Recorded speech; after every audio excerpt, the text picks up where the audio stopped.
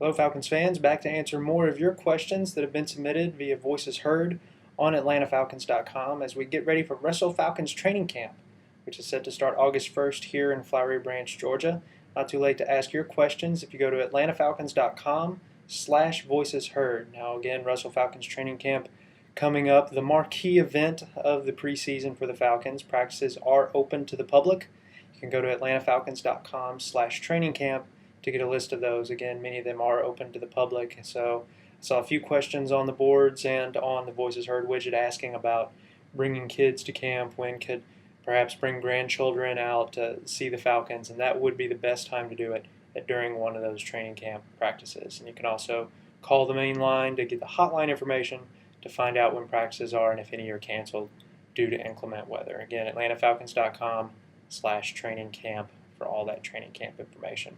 So we're going to jump right into some questions. Again, going to jump in via Voices Heard here for a couple more times before camp to answer some of your questions about the Falcons and what you may be looking at as a fan coming out here to the branch to see the 2019 get ready for action.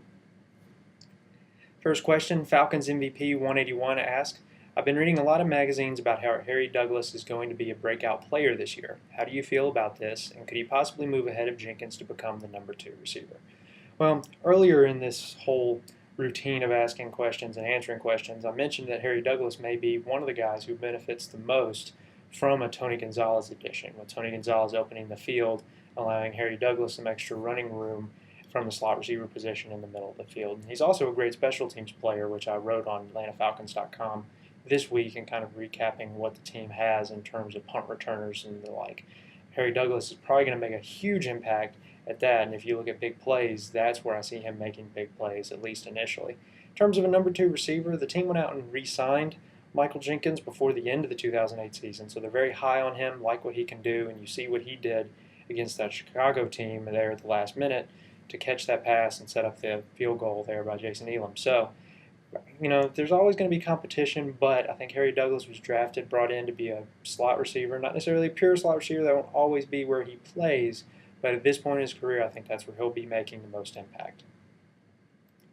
CRK162 asks, how has Norwood been used during mini camps and the OTAs? Has he been used more as a runner, receiving, running back, or wildcat quarterback? Well, I'm not going to reveal what we saw at OTAs. It's policy for all the media who covers the team not to report on specific things at practice, and that goes across the league. You don't want to tip any hands or reveal anything. But I will say, in talking to Mike Mularkey, he loves Jarius Norwood's flexibility, particularly as a wildcat quarterback, as you say, although the Falcons ran more of a variation of that, not necessarily a true single wing offense, but you will see more of that in the NFL this year across the board, I think, as more teams learn that and see what the Miami Dolphins did and the Falcons in terms of that direct snap. So Jarius Norwood, flexible, can do that. Good receiver out of the backfield, and I think that you'll also see him maybe come in the games a little bit more as a running back as the team really tries to experiment and figure out how to balance that running load. Again, Tony Gonzalez being in here totally changes the offense, and you might see less carries to both running backs with a pass threat over the middle like Tony Gonzalez. So all 3 answers your question, and we'll have to see once the preseason and the regular season starts to see if Jarius Norwood gets into the game anymore. Also, don't forget his role as a kickoff returner last year, recording I believe, 49 of the 51 kick returns, or 40 of the 49. Can't remember the number exactly off the top of my head, but he's the primary kickoff returner, which is a huge position when you consider how important field position is in the NFL. Freeze First asks, who will be our Falcons' number 2 backup quarterback for the 2009 season? Everyone has been so enthused about Matt Ryan that they haven't considered what if he goes down for the season. If he does, then it's the utmost importance that we have a solid backup of quarterback. Any thoughts as to who that might be? Well, first, it's me knocking on some wood, and I hope everybody does that as well. You don't want to see anybody get hurt, particularly your reigning Rookie of the Year and also new ESPY winner, Matt Ryan, to come out and do something and hurt himself early in the year or at any point during the year. And again, that goes for any player. It drastically changes your plans as a football team. But when it comes to the number 2 quarterback, there are 3 guys in the mix. Also wrote on AtlantaFalcons.com this week, or earlier this week on Monday, about the quarterback position. Not very flashy as it was last year in terms of all this competition there, since the Matt Ryan has secured his spot pretty much as the number 1 quarterback. But you have Chris Redman, DJ Shockley, and also John Parker Wilson. Redman and Shockley were here last year. John Parker Wilson brought in as an undrafted rookie. So there is going to be competition for backup quarterback. You always want to make sure, as you say, you have somebody who can come in and carry the load for you. And what's interesting about this position is that they're three very different quarterbacks. You've got Chris Redman, savvy veteran, a guy who did really well in 2007 when he came in, led the team to a season finale victory that really set the tone, I think, for what moved forward just by the players who stayed from 2007 to 2008 to build something into what happened. They got DJ Shockley, who can move a little bit in the pocket, extremely strong arm. We joke on the sidelines that it looks like a shot put coming out when he throws the football because he is so strong and puts the ball on his receiver's hands so hard. Another email perhaps coming in you just heard, working hard at the branch. And then John Parker Wilson, kind of an unknown, but a very consistent quarterback, at least in college. So there will be a competition there to see the number 2 and 3 spots. Mike Smith saying back last year that he's a guy who likes to keep 3 quarterbacks, but even that's up in the air depending on how things shake down. And you'll want to, of course, probably keep a quarterback on the practice squad in that regard. So keep an eye at training camp, see how each of them do, but know that all of them are going to get probably an equal amount of touches at the quarterback position. You won't really see anyone moving ahead until the coaching staff really breaks down film and releases a depth chart. Dim Birds Can Fly asks, what are the chances we keep 4 running backs this season? Turner, Norwood, Snelling, and Brown. Brown and Snelling can both be very valuable to the team on offense and special teams. Brown can relieve Norwood of return duties, and Snelling was very good on the coverage units and on offense last year. Well, we'll start with Jason Snelling.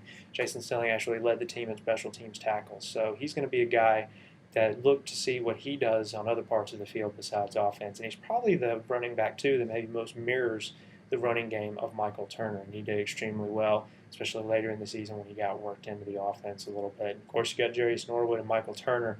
No need to really talk about those guys. Saw plenty of them in 2008. But keep an eye on Thomas Brown, was on IR all of last season, and the battle between him and Snelling for the third running back slot was getting pretty heated there at the end of the preseason. So it's going to be interesting to see how that worked. An injury, of course, kind of made it a moot point. But not unusual for teams to keep 4 running backs, although most do keep 3. We'll have to see where the special teams angle comes in there as well. Thomas Brown is a kick returner as well, got a little bit of that. So look for the special teams battles, particularly between Thomas Brown and Jason Snelling. You can kind of see the playing time they get and how the team uses them if you come out to Russell Falcons training camp to kind of see where the place might be for a 4th running back. And also don't give Ron Haynes, a guy that was signed, a Georgia native, University of Georgia product. So there's going to be some mixing up there, and I also have Ovi Mahaley as a fullback at that running back group. He'll get some carries too. It's the way it normally works, but that whole group as a whole, they work together, and that's going to be where you'll see position battles kind of shake up below the number 1, number 2 spot. Next question, welcome to Atlanta. Was William Middleton drafted to be a return man so that Jarius and HD, Harry Douglas, could focus more on their roles on offense?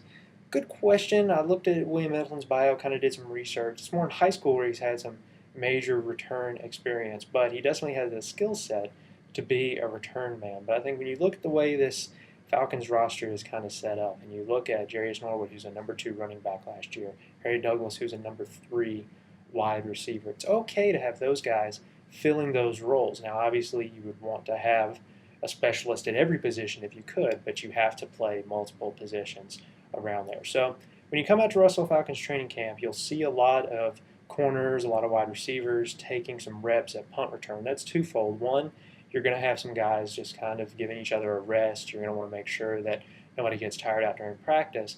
And 2, you're going to see the coaches taking a look, say who may be a backup, who may be a guy who could take a job and come in a different situation. Because Harry Douglas and Jarius Norwood, as flexible and as explosive as they are, there's going to be some situations where you may want someone who can get the fair catch, someone who can back up against the end zone like Brian Finneran did. That's where situational games really come into play, is on special teams. So just keep an eye out there across the board, but I wouldn't single out William Middleton at this point. I'm going to ask one more quick question. This was under the new category.